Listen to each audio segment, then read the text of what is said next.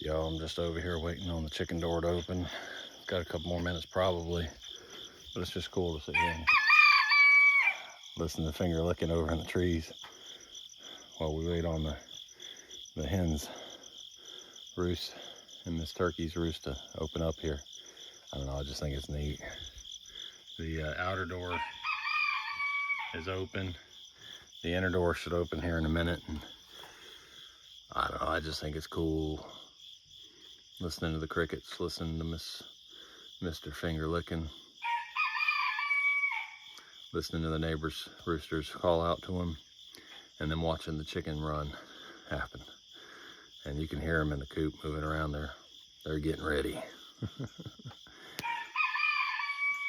Y'all be good.